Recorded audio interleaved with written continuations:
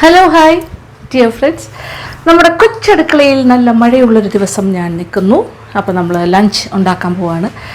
ഇന്ന് വീട്ടിലേക്കുള്ള ലഞ്ചാണ്. അപ്പോൾ ഇന്ന് നമ്മുടെ ലോക്ക്ഡൗൺ ഡേയ്സ് ആണല്ലോ, അതുകൊണ്ട് തന്നെ സിമ്പിൾ മെനു ആണ് എപ്പോഴും നോക്കുന്നത്.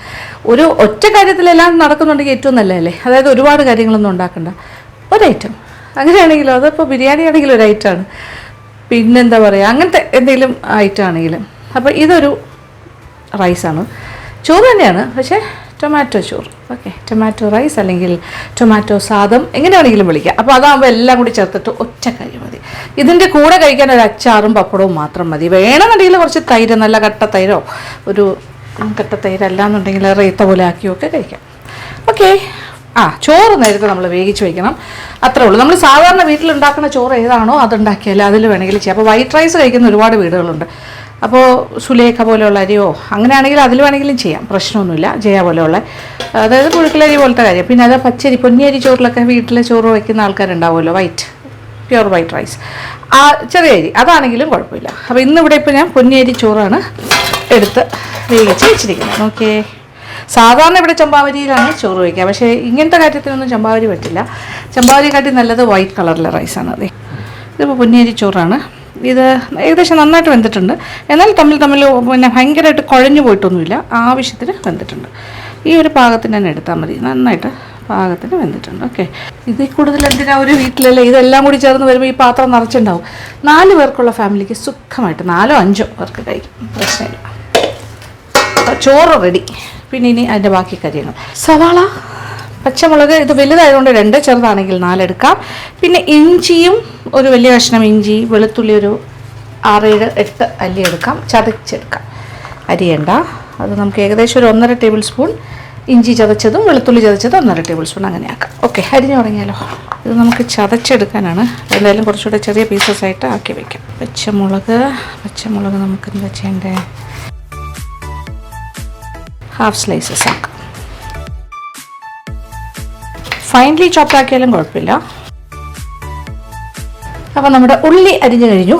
ഇഞ്ചി വെളുത്തുള്ളി ഒന്ന് ചതച്ചെടുക്കുക, അതും കൂടി ചതച്ച് വെച്ചിട്ട് പിന്നെ നമുക്ക് അടുപ്പ് കത്തിക്കാം. അതുപോലെ ഫാസ്റ്റായിട്ട് ചെയ്യാം.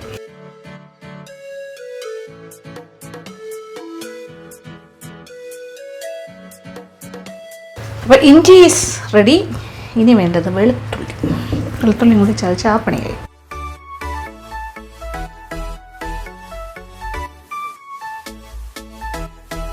ഓക്കെ, അങ്ങനെ വെളുത്തുള്ളിയും ചതച്ചെടുത്തു, ഇഞ്ചിയും ചതച്ചു. ഇത്രേ ഉള്ളൂ, സിമ്പിൾ. ഇനി നമുക്ക് അടുപ്പെല്ലാം കത്തിച്ച് തുടങ്ങാം. ഓക്കെ, നമ്മുടെ ഫേവററ്റ് പാത്രം തന്നെ ആയിക്കോട്ടെ. അപ്പം ഇനി കല്ലും കൂടി കഴുകിയിട്ടാൽ ഇന്നിനി ഇപ്പോൾ ആവശ്യമില്ലല്ലോ, ഈ ഒരു കാര്യമല്ലേ ഉള്ളൂ. കല്ലിൻ്റെ ജോലി കഴിഞ്ഞു.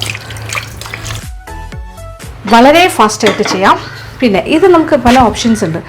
ഇപ്പം നെയ്യിൽ വേണമെങ്കിലും താളിച്ചിട്ട് ചെയ്യാം, നല്ലെണ്ണയിൽ ചെയ്യാം. പിന്നെ നിങ്ങൾക്ക് ഏത് എണ്ണയാണ് കംഫർട്ടബിൾ, വെളിച്ചെണ്ണയാണെങ്കിൽ അങ്ങനെ, എങ്ങനെയാണെങ്കിലും ഒരു പ്രശ്നമില്ല. അപ്പോൾ ഞാൻ എന്താ ചെയ്യേണ്ടതെന്ന് ആലോചിക്കുന്നത്, കുറച്ച് നെയ്യിൽ തന്നെ ചെയ്യാമല്ലേ. കുറച്ച് എണ്ണ, ഇതേത് എണ്ണയാകാം, ഒരു 3 ടേബിൾ സ്പൂൺ എണ്ണ ആദ്യം, 1 ടേബിൾ സ്പൂൺ നെയ്യും കൂടി ചേർക്കാം. അപ്പോൾ ഞാനിപ്പോൾ നെയ്യും അതിൻ്റെ കൂടെ കുറച്ച് ഓയിൽ, സാധാരണ ഒരു റിഫൈൻഡ് ഓയിലാണ് ഒഴിച്ചിരിക്കുന്നത്. Okay, sunflower oil. നിങ്ങൾക്ക് വേണമെന്നുണ്ടെങ്കിൽ വെളിച്ചെണ്ണ വേണമെങ്കിൽ അതാകാം, അതല്ല എന്നുണ്ടെങ്കിൽ നല്ലെണ്ണ, നല്ലൊരു ഓപ്ഷനാണ്. ഇനി വേറെ ഒന്നുമില്ല. പിന്നെ താളിക്കുന്ന സമയത്ത് അണ്ടിപ്പരിപ്പൊക്കെ ഇട്ട് താളിച്ചാൽ ഭയങ്കര ടേസ്റ്റ് ആയിരിക്കും. ഇന്ന് പക്ഷേ ഇവിടെ അണ്ടിപ്പരിപ്പില്ല, അത് കാരണം അണ്ടിപ്പരിപ്പൊന്നും ഇടുന്നില്ല. കടുക്, വറ്റൽമുളക്, കറിവേപ്പില, ഉഴുന്ന് പരിപ്പുണ്ടെങ്കിൽ നല്ലതാണ്, കടലപ്പരിപ്പുണ്ടെങ്കിൽ നല്ലതാണ്, എല്ലാം താളിക്കാൻ നല്ലതാണ് ഈ ടൊമാറ്റോ റൈസിന്. ഇന്നിപ്പോൾ തൽക്കാലം ആ കാര്യങ്ങളൊന്നുമില്ല, ഉഴുന്ന് പരിപ്പുമില്ല, അങ്ങനെ ഉണ്ട്, ഞാൻ പക്ഷേ ഇടുന്നില്ല. ഓക്കെ, സിമ്പിൾ ആയിട്ട് ചെയ്യാൻ ഉദ്ദേശിക്കുന്നത്. 1 ടീസ്പൂൺ കടുക് ആയിക്കോട്ടെ, നല്ലൊരു ചെറിയ നെയ്യുടെ മണം കൂടി ഉണ്ട്, നെയ്യും കൂടെ മിക്സ് ചെയ്തുകൊണ്ട് 1 ടേബിൾ സ്പൂണാണ് ഇപ്പോൾ ഇട്ടിരിക്കുന്നത്. ഓക്കെ, ആൻഡ് കുറച്ച് കറിവേപ്പില.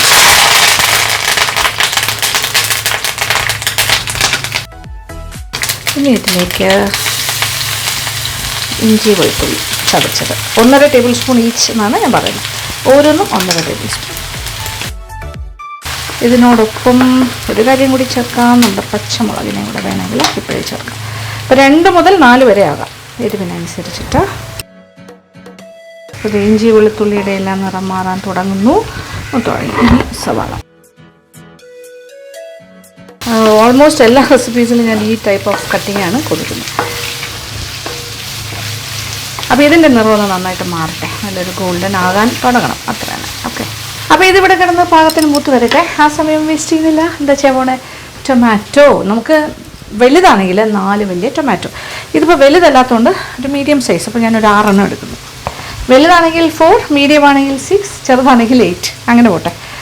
ഓക്കെ, ടൊമാറ്റോ ഉപയോഗിക്കുമ്പോൾ എപ്പോഴും ഈ ഭാഗം കട്ട് ചെയ്ത് മാറ്റാൻ പ്രത്യേകം ശ്രദ്ധിക്കും. ഇതിനെയും നമുക്ക് എന്താ ചെയ്യാം, ഒന്നുകിൽ ചെറുതായി അരിയാം, അല്ലെങ്കിൽ ഇതുപോലെ ഹാഫ് സ്ലൈസസ്. കുറച്ചുകൂടെ വലിപ്പമുള്ളതാണെങ്കിൽ 4ആയിട്ട് മുറിച്ചിട്ട് സ്ലൈസ് ചെയ്യുക. ഇതേണ്ട ഇങ്ങനെ ആക്കിയിട്ട്, അതേ നോക്കി ആക്കിയിട്ട് ഇങ്ങനെ ആക്കിയാലും കുഴപ്പമില്ല. ഓക്കെ, ഉള്ളിയുടെയൊക്കെ നിറം മാറി തുടങ്ങുന്നു, ഒരു ഗോൾഡൻ ബ്രൗണിലേക്ക് വരാൻ പോണു. അതെ നോക്കിക്കോളൂ, ഏതാണ്ട് ഈ ഒരു നിറമായാൽ മതി, ഇതിനെക്കാട്ടി മൂക്കേണ്ട ആവശ്യമില്ല. ഓക്കെ, കരികരിപ്പ് അങ്ങനെ ആവണ്ട, ഒരു ഗോൾഡൻ ആയി തുടങ്ങിയാൽ മതി. ഇങ്ങനെ ഈ ഒരു സ്റ്റേജിലാണ് നമ്മൾ 1-2 കാര്യങ്ങൾ, ഒരു 1/2 ടീസ്പൂൺ ആയിക്കോട്ടെ മഞ്ഞൾപ്പൊടി, 1/4 മുതൽ 1/2 ടീസ്പൂൺ വരെ ആകാം. പിന്നെ കുറച്ച് മുളക് പൊടി, പിരിയൻ മുളകിൻ്റെ പൊടി, എരിവിനനുസരിച്ചിട്ടാണ്. 1 ടീസ്പൂൺ മുതൽ 1.5 ടീസ്പൂൺ വരെ ആകാം. പച്ചമുളക് നമ്മൾ 2 എണ്ണം ചേർത്തിട്ടുണ്ട്, അതും മനസ്സിൽ കാണുക. ഓക്കെ, എനിക്ക് തോന്നുന്നു അത്യാവശ്യം നല്ല സ്പൈസി ആയിട്ട് വേണമെന്നുണ്ടെങ്കിൽ ഒരു 1.5 ടീസ്പൂൺ വരെ ആകാം. ഓക്കെ, ഞാൻ ഒരു 1.5 ടീസ്പൂൺ എടുക്കും. ഇനി ഇതിലേക്കാണ് നമ്മൾ ടൊമാറ്റോയെ ചേർക്കാൻ പോകുന്നത്.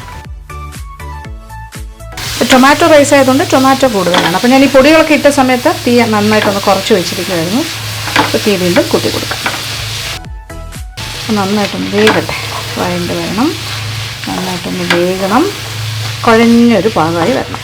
അപ്പോൾ ഇതിനോടൊപ്പം ഒരല്പം വെള്ളം കൂടി ചേർക്കാം. ഞാനിപ്പോൾ ഒരു 1/4 കപ്പ് വെള്ളം ഒഴിച്ചു. ഏതാണ്ടൊരു 1/2 കപ്പോളം വെള്ളം ഒഴിക്കാം. എന്നിട്ട് പാത്രം ഒന്ന് അടച്ചു വേകട്ടെ. അപ്പോൾ പാത്രം അടച്ചിട്ട് വേവിക്കുകയാണ്. ആ സമയം ഞാൻ മല്ലിയില അരിഞ്ഞ് വെച്ചിട്ടുണ്ട്. ഇനി 2-3 കാര്യങ്ങൾ കൂടി ചേർത്താൽ മതി. ഒന്ന് തുറന്ന് നോക്കിയാലോ, ആയിട്ടുണ്ട്.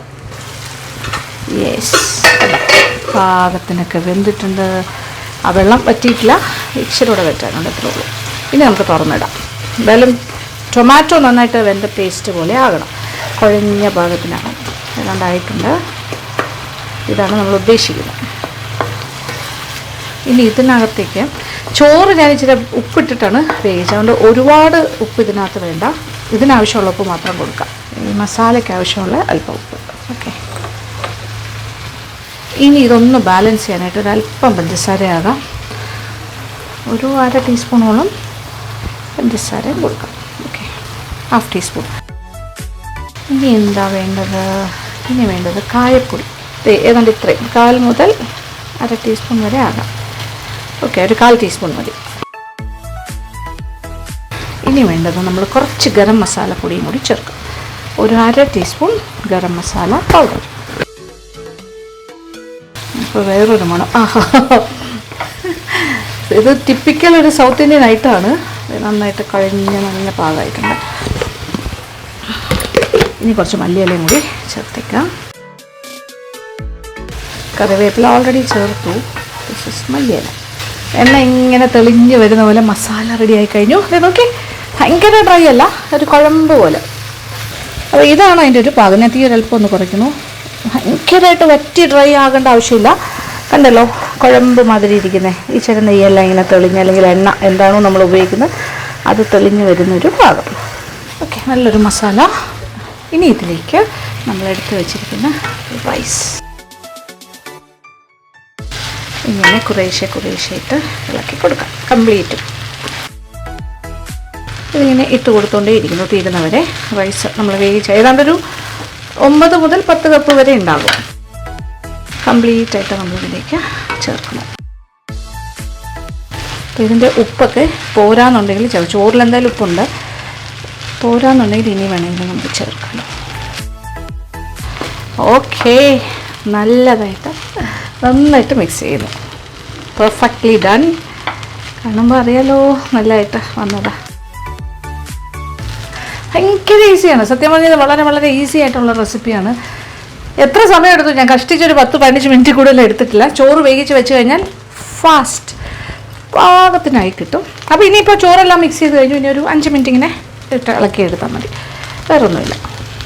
പിന്നെ ഓക്കെ, കംപ്ലീറ്റ് മസാലയും ആ ചോറിൽ പിടിച്ച്. എന്നാൽ ചോറ് ഭയങ്കരമായിട്ട് കുഴഞ്ഞു പോയെന്ന് വെച്ചാൽ കുഴഞ്ഞു പോയിട്ടില്ല. മസാല ഇച്ചിരി ഭയങ്കര ഡ്രൈ ആയിട്ടല്ലോ നമ്മളെടുത്തത്, പക്ഷെ അത്രയും വേണം. അത്ര ഈർപ്പം ഉണ്ടെങ്കിൽ ഈ കംപ്ലീറ്റ് ചോറിലും ഇങ്ങനെ പറ്റി പിടിച്ച് ഇതുപോലെ ആയി കിട്ടുള്ളൂ. അതാണ് എൻ്റെ കറക്റ്റ്. അപ്പോൾ ഞാൻ പറഞ്ഞ അത്രയും തന്നെ വെള്ളം, 1/2 കപ്പ് വെള്ളം, ബാക്കി കാര്യങ്ങൾ ഇൻഗ്രീഡിയൻസ് എല്ലാം അതുപോലെ തന്നെ എടുക്കുക, ഒരു മാറ്റവും വരുത്തണ്ട. ഓക്കെ, അപ്പോൾ ഈ റിസൾട്ട് നിങ്ങൾക്കും കിട്ടും, പെർഫെക്റ്റായിട്ട് കിട്ടും. അപ്പോൾ കഴിഞ്ഞു, ഇത്രേ ഉള്ളൂ. തീ ഓഫ് ചെയ്യാം. ഇനി ഒരു അല്പം മല്ലിയിലയും കൂടി എന്തെങ്കിലും അത് ലാസ്റ്റ് വേണമെങ്കിൽ അരിഞ്ഞിടാം.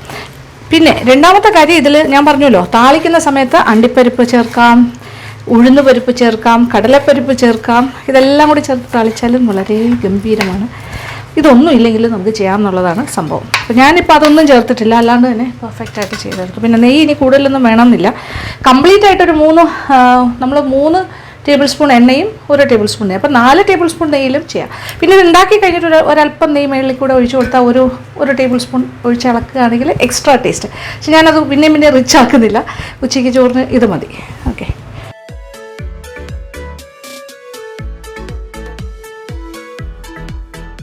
ടൊമാറ്റോ റൈസ് ഇവിടെ റെഡിയാക്കി വെച്ച് കഴിഞ്ഞാൽ, അതായത് നമ്മുടെ ടൊമാറ്റോ സാദം.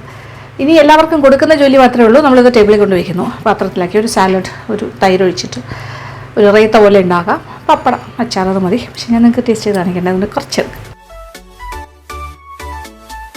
മതി, ഇത്ര മതി ടേസ്റ്റ് ചെയ്യാൻ. ഓക്കെ, കുറച്ച് എടുത്തിട്ടുള്ളൂ, ജസ്റ്റ് ഫോർ ടേസ്റ്റിങ്.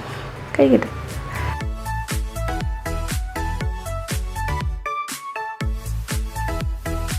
കഴിക്കണം എന്ന് ഭയങ്കരമായിട്ട് നമുക്ക് തോന്നുന്ന ചില വിഭവങ്ങളെ ആ കൂട്ടത്തിലാണ്.